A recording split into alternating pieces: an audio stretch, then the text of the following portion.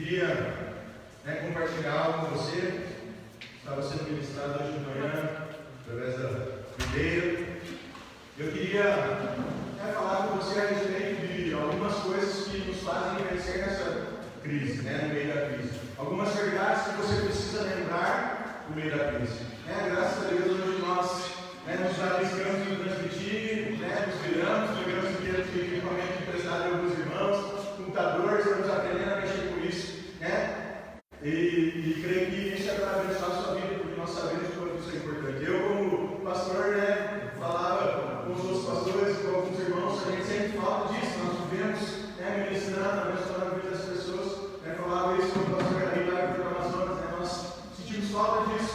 Eu creio que isso é uma experiência para nós estarmos aprendendo a nos adaptar. A Melina sempre sugere que a gente faça lives. Então a gente está se aperfeiçoando nisso para justamente poder te abençoar. Eu creio que o Senhor tem grandes coisas para a sua vida. Então eu queria que você abrisse comigo em Efésios 2, aí na sua casa, do 4 ao 6.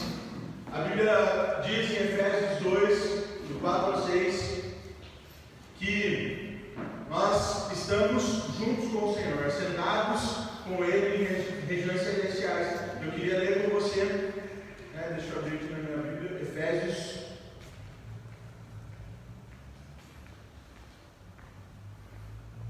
2, do 4 ao 6. A Bíblia diz assim: e estando nós mortos em nossos delitos, nos deu vida juntamente com Cristo. Pela graça sois salvos, e juntamente com Ele nos ressuscitou e nos fez assentar nos lugares celestiais em Cristo Jesus. Irmão, essa é a verdade do seu respeito. Você está com Ele, assentado nas regiões celestiais. Sabe, você está junto com o Senhor. E essa é uma verdade bíblica a teu respeito. Você morreu para a velha criatura, morreu para os seus delitos. E hoje você é uma nova criatura, está assentado com Ele nas regiões celestiais. Sabe, o Senhor Ele é amável, Ele é cheio de beleza e glória. A Bíblia diz que nós estamos nele diante de Deus. Sabe, nesse período, às vezes que nós estamos nos adaptando, não podemos estar presencialmente nos cultos, nas células. Saiba que a verdade a teu respeito é que você está junto com o Senhor. Você nunca está sozinho. Mesmo aí reunido na sua casa, nós cremos que onde estamos reunidos 2 ou 3, o Senhor está conosco. Eu tenho convicção de que o Senhor tem grandes coisas para a sua vida aí. O Senhor vai tocar na sua vida aí, na sua casa, vai tocar onde você estiver, porque nós estamos juntos com Ele. E aí, é interessante que muitas pessoas não têm entendido essa verdade. E nesse tempo de crise, muitos têm ficado desesperados, preocupados, muitos têm falado: meu Deus, e agora vai acabar o mundo e eu não posso morrer, e é cedo demais, e a gente ouve tantas coisas e chega tanta informação, alguns irmãos perguntando, diz que ontem ia escurecer e não ia voltar mais a luz, diz que amanhã tem outro problema, e semana passada tinha outro problema, e as pessoas vão ficando com medo com tanta história que sai. Mas uma verdade é certa, a palavra de Deus é a verdade na sua vida. E o que está escrito nela é que você está juntamente com Cristo, nas regiões celestiais. Essa é a verdade ao seu respeito, então creia nisso. E aí, para você ter vitória no meio de crise, não só dessa que nós estamos tendo agora, mas sempre, às vezes você está com crise no seu casamento, crise nas suas finanças ou com os seus filhos. Saiba que tudo isso são crises, mas há verdades que vão te fazer vencer nesse sentido. E a principal delas é que quando nós conhecemos a verdade nos liberta. Se você abrir comigo em João 8, 32, a Bíblia diz o seguinte: e conhecereis a verdade, e a verdade vos libertará. Mas qual verdade que o Senhor estava falando aqui? A verdade é o próprio Evangelho. A verdade é Cristo na sua vida, é Cristo ter morrido em seu lugar, é você entender que hoje nós somos livres de qualquer medo, de qualquer ansiedade, de qualquer preocupação, de qualquer insegurança, porque hoje nós temos o favor merecido sobre as nossas vidas. Então diga assim: a primeira verdade é que a verdade é o próprio Evangelho. Amém? Que você tenha convicção disso, que toda lágrima derramada por causa de medo, de insegurança, o Senhor, Ele quer cuidar. Se você procura na palavra a respeito de lágrimas, nós temos um princípio de primeira menção. O princípio da primeira menção é que sempre que aquilo é falado, ele tem um grande valor na Bíblia toda. Então, quando nós vemos lágrimas no Velho e no Novo Testamento, a Bíblia está se referindo a uma mulher chorando, né? E sempre alguém acudindo a essa mulher. Por quê? Porque a Bíblia diz que nós somos a igreja, nós somos a noiva de Cristo. E quando nós percebemos isso, a Bíblia está falando que o Senhor está cuidando de nós como a noiva. Sabe, mesmo quando você ficar preocupado, a verdade é que o próprio Senhor Jesus cuida da sua vida. Amém? E é interessante que em Gênesis fala sobre isso, Agar, a escrava chorando e Deus socorrendo ela. Em Mateus, quando você vê falando de lágrimas, nós vemos o choro de Raquel, a esposa de Jacó, está indicando para isso. Tudo isso fala do Senhor enxugando as nossas lágrimas. Então, mesmo no tempo de crise, vá para a presença do Senhor, se derrame na presença dEle, né? Entenda que é Ele mesmo que vai confortar o seu coração, cuidar de você. Ele é o próprio Evangelho, é Ele, né? É Cristo que cuida das nossas vidas. Você tem direito de ser suprido, você tem um direito legal conquistado pelo Senhor na cruz, sabe? A verdade é o próprio Evangelho, porque ali a Bíblia fala que nós, né, hoje podemos usufruir de uma herança que foi conquistada por Cristo para nós. Hoje nós somos filhos amados de Deus. Diga assim: eu sou filho amado de Deus. Eu tenho direito à herança. Amém? Essa é a verdade que o Senhor tem para nós, que nós somos filhos e hoje nós temos direito à herança. Então, você precisa perceber que a primeira coisa é você entender que o Evangelho é a própria verdade. É você saber o quanto você é amado por Deus, o quanto você é escolhido pelo Senhor. Isso vai transformar a sua vida. É interessante em João 1,17, a Bíblia diz, se você quiser abrir comigo aí na sua Bíblia, João 1,17.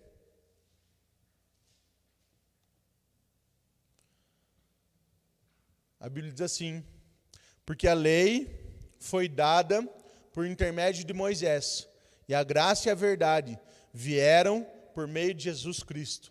Sabe, a graça e a verdade vieram por meio de Jesus Cristo. Né, nós estamos aqui aprendendo a transmitir o culto ainda, né, se batendo um monte, passamos o final de semana tentando isso. Mas por quê? Porque nós queremos entregar uma mensagem para você. Eu, como pastor, queria ministrar na sua vida online, né, de forma online, entregando pessoalmente, ao vivo. E por isso nós corremos atrás disso.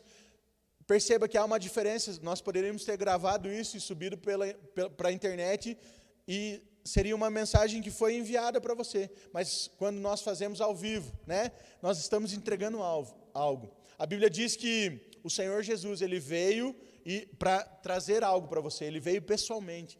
Ele desceu dos céus como aquele que criou todas as coisas para morrer no nosso lugar, para se entregar no nosso lugar, para trazer a boa notícia do Evangelho no nosso lugar. E o que a Bíblia está dizendo, que a graça e a verdade vieram por meio de Jesus. Sabe, Ele quis entregar isso pessoalmente por você. Ele quis resolver as questões da sua vida pessoalmente, para que mesmo em meio a uma crise, você lembre da verdade, que a verdade é o próprio Evangelho, que foi o próprio Cristo que decidiu entregar isso. E aí, né, você vai perceber que essa verdade te liberta, sabe, te liberta de qualquer crise, de qualquer medo, né, de qualquer tribulação, de qualquer angústia, de qualquer ansiedade. Por quê? Porque Ele veio para resolver isso na sua vida. Amém? A segunda verdade que nós podemos perceber no próprio Evangelho, né, a segunda verdade que nós vemos na Bíblia, é que Cristo é o nosso representante. Sabe, eu sempre falo isso no culto, né, se você já me viu pregando, quase todo culto eu cito esse versículo, né, é o que está lá em 2 Coríntios 3,18, né, sou apaixonado por esse versículo, é uma verdade poderosa, e quando nós entendemos essa verdade, algo transforma dentro de nós. Mas a Bíblia diz em 2 Coríntios 3,18, que, né, e todos nós com os rostos desvendados, contemplando como por espelho a glória do Senhor, somos transformados de glória em glória na sua própria imagem, como pelo Senhor o Espírito. Sabe, a segunda verdade é que nós nos tornamos semelhantes àquele que nós contemplamos. Sabe, eu e você nos tornamos parecidos com o Senhor, porque nós contemplamos a beleza dele. A Bíblia fala como um espelho, né? Eu conversava esses dias com o nosso líder, o Alisson, né? E ele falava a respeito disso, que o Senhor ministrava na vida dele, falando a respeito de que o espelho naquela época era um espelho diferente, era feito no metal, e quanto mais luz era jogado ali, isso fazia com que a imagem que você queria imprimir naquele metal, fixasse naquele metal. E é isso que a Bíblia está falando, que quando nós contemplamos a Cristo, a glória dele é tão grande, que a imagem dele impregna em nós, ela é impressa nas nossas vidas. Então a Bíblia está dizendo que eu e você, quando contemplamos ao Senhor, nós nos tornamos semelhantes a Ele. Essa é uma verdade. Então perceba, o Senhor não viveu em crise, não teve problemas, havia doenças e aonde Ele chegava era transformado, havia falta de recurso, né? Ele chegava e multiplicava o pão e peixe, precisava pagar o imposto, Ele mandava o peixe trazer na boca, né? E fazia o pagamento daquilo ali. Perceba que o Senhor, Ele vivia uma vida que não havia crise, Ele já tinha vencido todas essas crises, inclusive venceu por nós. E a Bíblia fala que eu e você nos tornamos semelhantes a Ele, quando nós olhamos para Ele.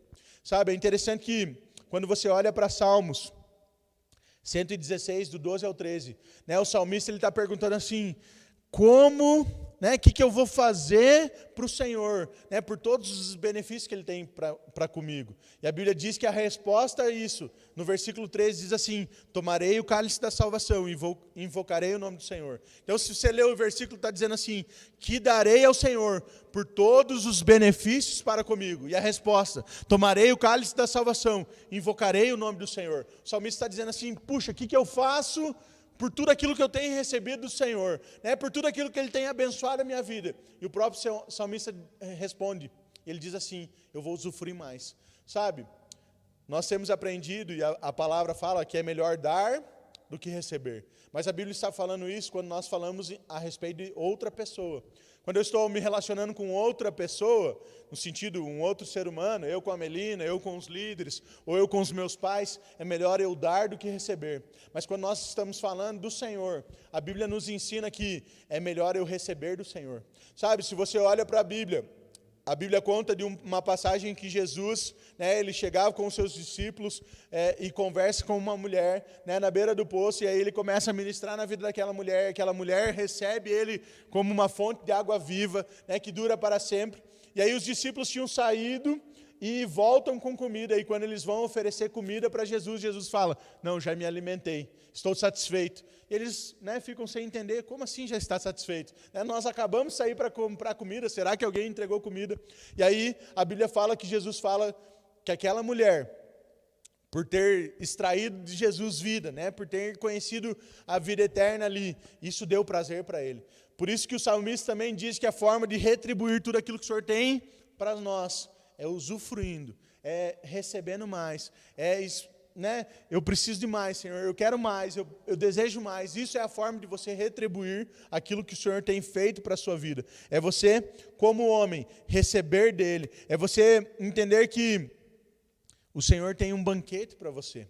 Sabe, o Senhor, Ele tem grandes coisas para a sua vida, e na medida que você contempla a beleza dele, entende o tamanho que Ele tem, isso vai sendo impresso em você. Sabe, todo o sofrimento que o Senhor tem para a sua vida, na medida que você contempla Ele, isso vai sendo impresso na sua vida. Por quê? Porque a Bíblia diz que nós, quando contemplamos, de glória em glória, somos transformados por Ele.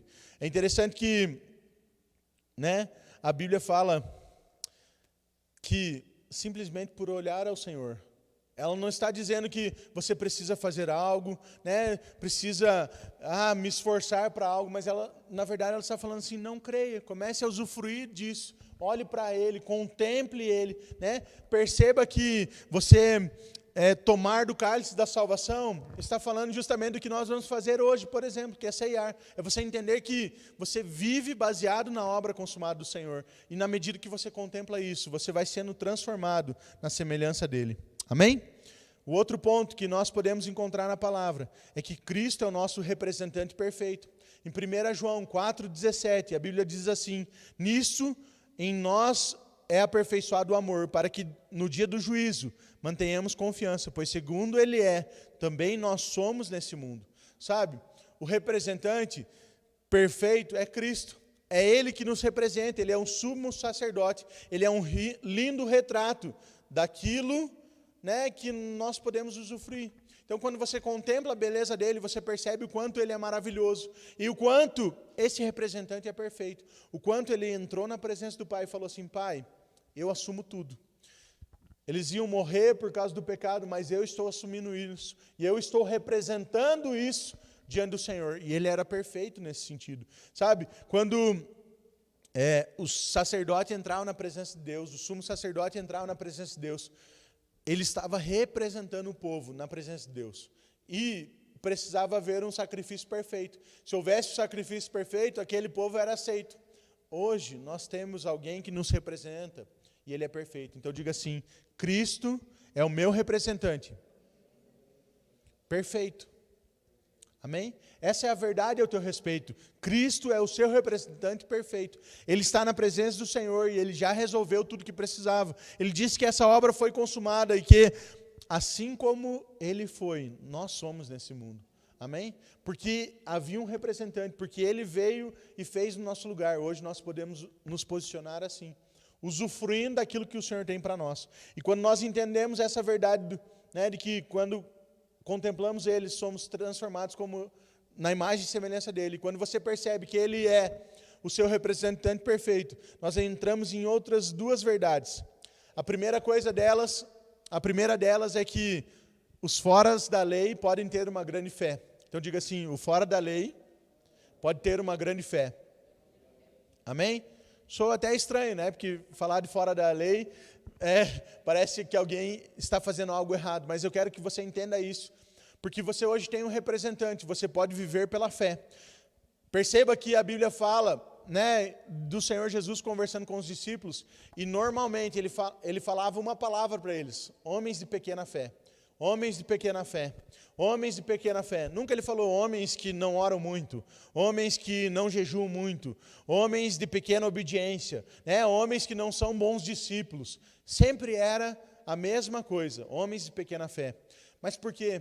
Porque ele estava querendo nos ensinar algo, que a própria fé vem do Senhor. O Senhor gera isso nas nossas vidas e nós podemos usufruir cada vez mais disso.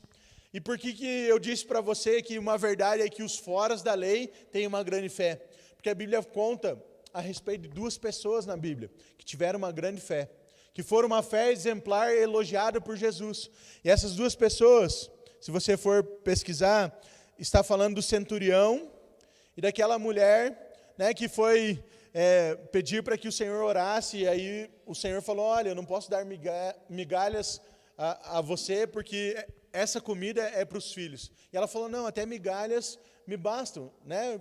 O cachorro ali se alimenta da comida debaixo da mesa, não tem problema, isso me basta. Essas duas pessoas, elas tinham só uma coisa em comum. Eram pessoas totalmente distintas. Uma era uma autoridade, né? Um servo, um centurião romano. A outra, uma mulher. Então, um era homem, outra mulher. Um era uma autoridade, a outra era uma serva qualquer. Então, eles eram totalmente opostos, mas tem uma coisa que fez com que eles tivessem uma fé diferente. Uma coisa chamou a atenção ao Senhor, né? Ele fala ali que eles tiveram uma fé sensacional, fora do comum. Os próprios discípulos caminhavam com Jesus, e Jesus falava: olha, homens de pequena fé. Mas essas duas pessoas tinham algo em comum, né? Essas duas pessoas tiveram uma grande fé. E perceba, eles não viviam debaixo da lei. Sabe? Por isso que um fora da lei, ele tinha a oportunidade de ter uma grande fé. Por quê? Porque os discípulos talvez viviam debaixo da lei.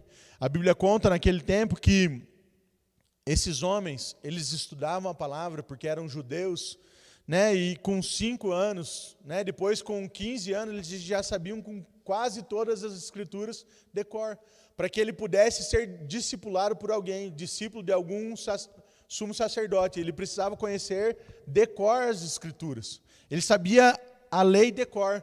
Esses homens que caminharam com Jesus, eles conheciam as escrituras de cor, mas eles tinham pequena fé.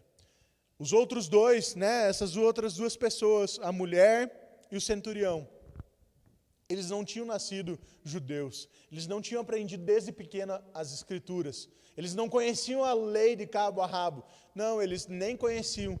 E isso fez com que eles conseguissem ter uma fé gigantesca em Jesus. Sabe? Você conhecer muito a palavra no sentido de saber todas as leis, tudo que você deve cumprir, tudo aquilo que você deve fazer. isso vai gerar em você, na verdade, uma sensação de incapacidade. Porque você vai perceber que nunca você é capaz de alcançar aquilo ali. Se Cristo não viesse como seu representante, você não teria como, usufruir da graça. Então, por isso que esses dois homens tinham uma grande fé, porque eles não sabiam daquilo que eles tinham que cumprir. Eu estou incentivando você a viver uma vida de pecado? Claro que não, mas eu estou dizendo que a sua vida tem que ser baseada na fé, naquilo que Cristo fez. Sabe, o pecado ou qualquer coisa que você viva, tem que ser confiado em Cristo. Essas duas pessoas, elas chegam na presença de Jesus, simplesmente conhecendo Ele como aquele que resolvia os problemas. O centurião e tanto a mulher chegam em Jesus porque queriam uma cura para os seus filhos. Sabe, eles não estavam preocupados se eles eram bons ou não, se eles tinham cumprido a lei ou não, até porque eles não conheciam. Eles eram duas pessoas fora da lei. Por quê? Porque eles não cresceram naquele contexto, eles nem eram judeus. A lei não dizia respeito a eles. Nós estamos na mesma circunstância. Nós não somos judeus, nós não crescemos aprendendo a lei. Nós hoje crescemos e vivemos baseado na fé. Sabe, não viva pelas circunstâncias, não viva pela sua emoção, mas viva pelas verdades que a palavra tem ao teu respeito. Viva pelo aquilo que a Bíblia fala sobre você. Por quê? Porque isso é viver pela fé. Talvez as circunstâncias, a crise, o momento que você está vivendo não parece tão bom, mas há uma verdade a respeito dele. Uma verdade que você é suprido com todas as riquezas da glória, uma verdade que a sua família serve ao Senhor, uma verdade que você é sacerdote onde você está, que você está ali como um representante do Senhor. Existem muitas verdades ao seu respeito, e viver pela fé, você viver crendo nisso, independente se você tem cumprido a lei, independente das suas atitudes, a verdade ao seu respeito é que Cristo é o seu representante, e que por causa que Cristo é teu representante, porque você crê nisso, você consegue ter uma grande fé. Assim como esses homens essas duas pessoas que eram fora da lei, entre aspas, porque eles não eram judeus, e tinham uma grande fé que Jesus era aquele que resolvia o problema. Amém? E também, existe uma outra verdade, também linkada com essa questão de Jesus ser seu representante. A Bíblia fala que havia uma mulher, lá em João 8, que foi pega em adultério. E essa mulher pega em adultério, ela é levada à presença de Jesus pelos fariseus, que queriam que a lei fosse cumprida. E eles falam para Jesus o seguinte: olha, essa mulher foi pega em adultério, e a lei de Moisés diz que ela deve morrer apedrejada.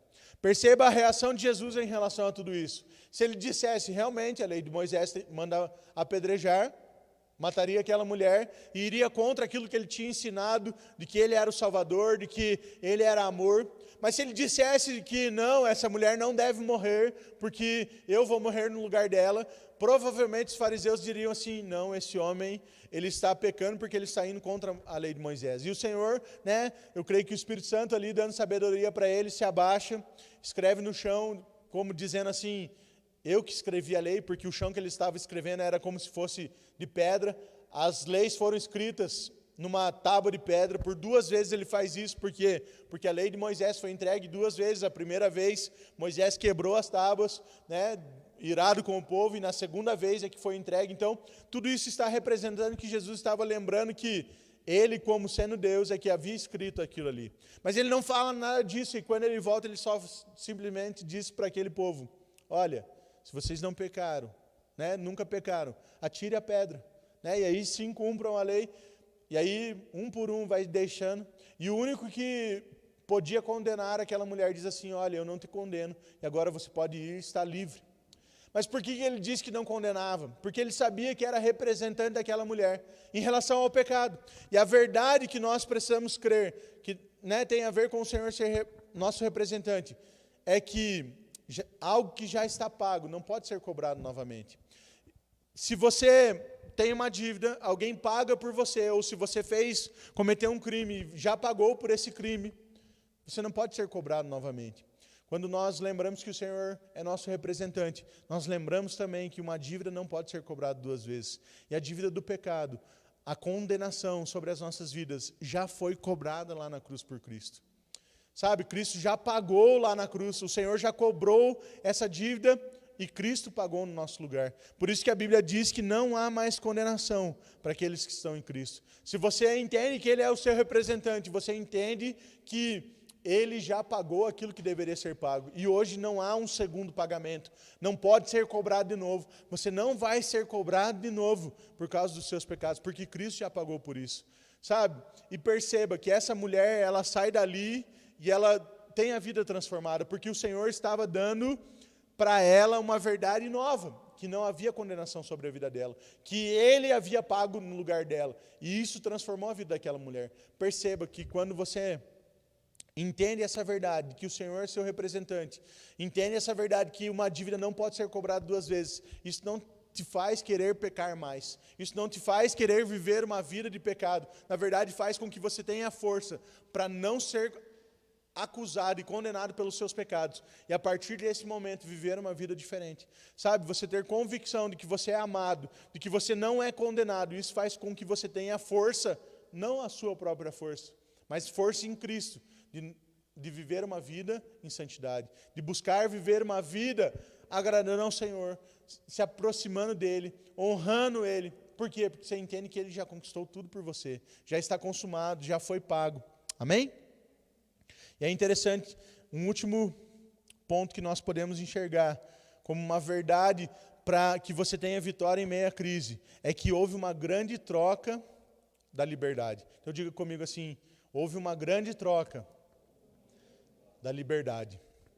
Sabe, se você lembra que o Senhor é teu representante, que Ele pagou no seu lugar, que Ele pagou um preço no seu lugar, você vai perceber que houve uma grande troca dessa liberdade. Por quê?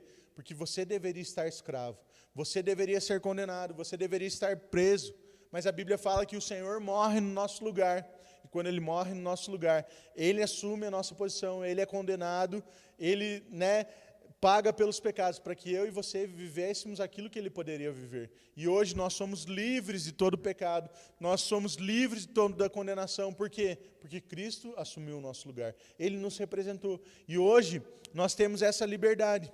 Se você perceber, a Bíblia fala em Lucas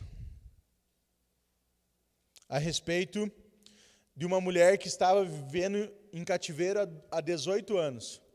Ela estava presa ali. Eu quero ler com você Lucas 13, do 14 ao 16.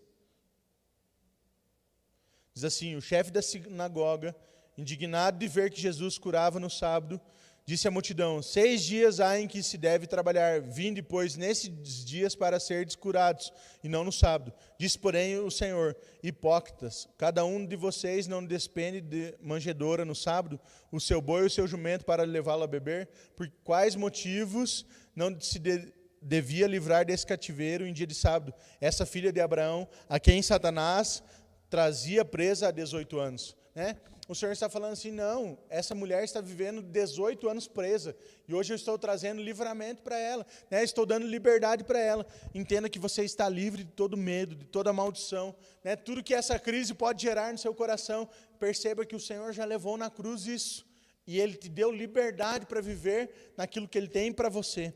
Ele te deu liberdade para dizendo para você assim, você está livre. Assim como todas essas pessoas que o Senhor encontrou, que precisavam de uma cura ou ser libertas de um demônio, precisavam de recursos, todas essas pessoas, o Senhor falou, você está livre, está resolvido o seu problema. Da mesma forma, quando você entende que Ele é seu representante, hoje você percebe que você também está livre. Que hoje essas verdades vão te dar vitória no meio da crise.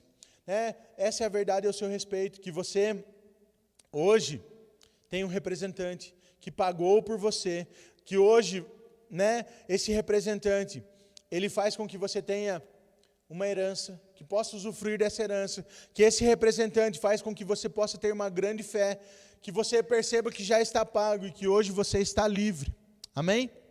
Eu queria convidar a pastora Melina para nós estarmos tendo um momento da ceia. Se você está aí na sua casa, também queria convidar o pessoal do louvor para estar subindo aqui.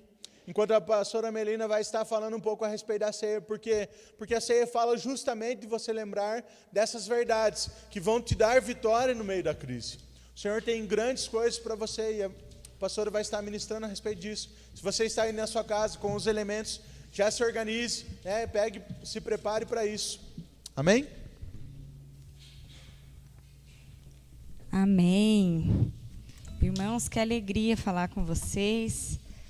Eu quero reforçar mais uma vez que nós estamos com saudades, né? Por isso que nós estamos transmitindo o culto daqui, porque essa é a nossa identidade. Nós somos, né, a igreja aqui de Reserva, e nós queríamos compartilhar a palavra com vocês e alimentar os irmãos. Eu sei que vai ser um tempo precioso e logo, logo nós estaremos aqui no prédio, né, juntos.